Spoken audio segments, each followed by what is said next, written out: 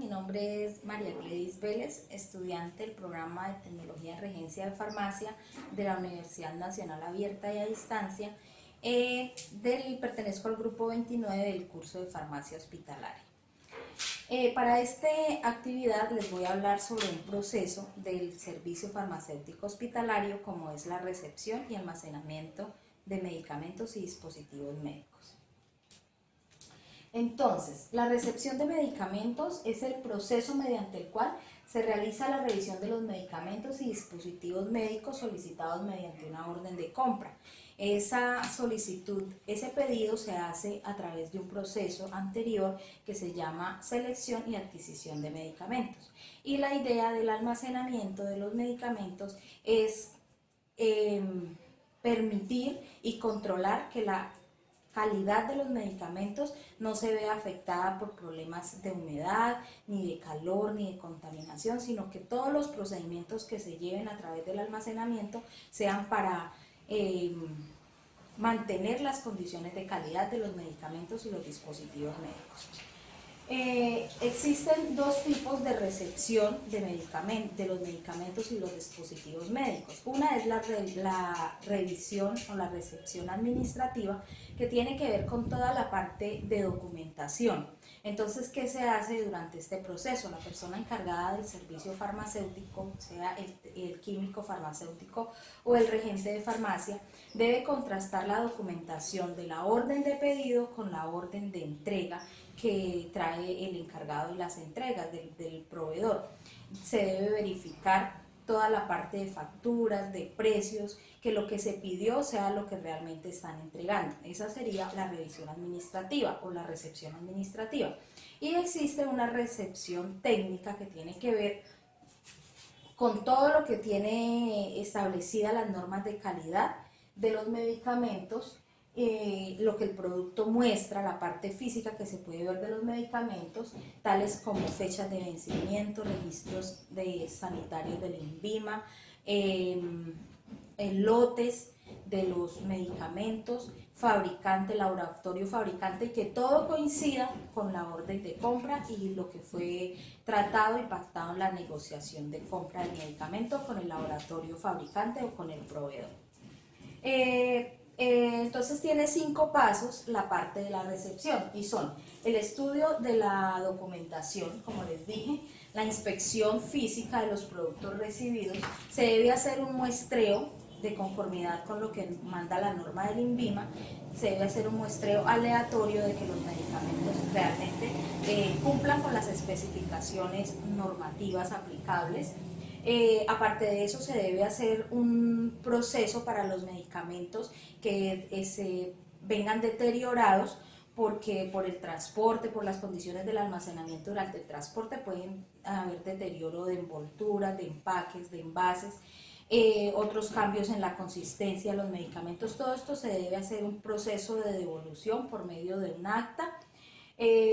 También se debe hacer un acta de recepción o una ficha técnica que debe tener toda institución y todo servicio farmacéutico para la recepción de los medicamentos, y posteriormente se debe hacer un registro a través de un software preferiblemente, y se debe ingresar todos estos medicamentos y dispositivos médicos al inventario de la institución, del servicio farmacéutico de la institución.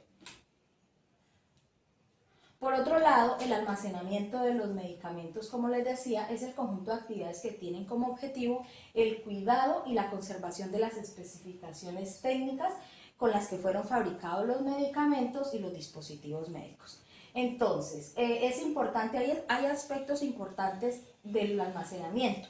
Algo importante es la selección del sitio. Dice que debe ser un área independiente, señalizada, fuera de focos de contaminación, que no esté cerca de basureros ni de focos de contaminación. Otro aspecto importante es el diseño de las instalaciones. Dice que debe haber adecuación de pisos, paredes, techos que sean de fácil limpieza, que los pisos tengan desagües para su fácil sanitización, que hayan condiciones adecuadas de ventilación, de humedad, de temperatura. Para eso se hace mediante un instrumento que se llama un termohigrómetro, y todo debe estar debidamente soportado en formatos y controlado dentro del lugar.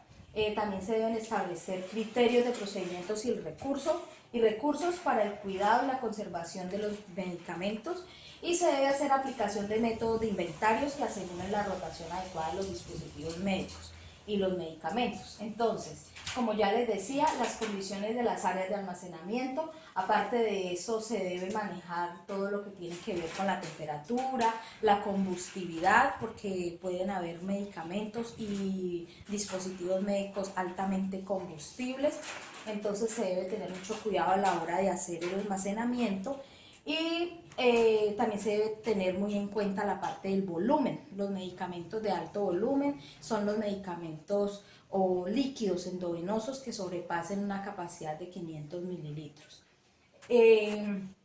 Para el almacenamiento de cajas, dice la norma que se debe hacer en estivas plásticas, y solamente se deben arrumar 5 cajas máximo por arrume. También es importante que en el sitio de almacenamiento existan medidas de contingencia para el caso de daños a nivel de la red de frío. Entonces deben haber neveras con termos con hielo, congelantes, debe tener también planta eléctrica para casos de problemas del fluido eléctrico, y debe también contar con extintor de incendios.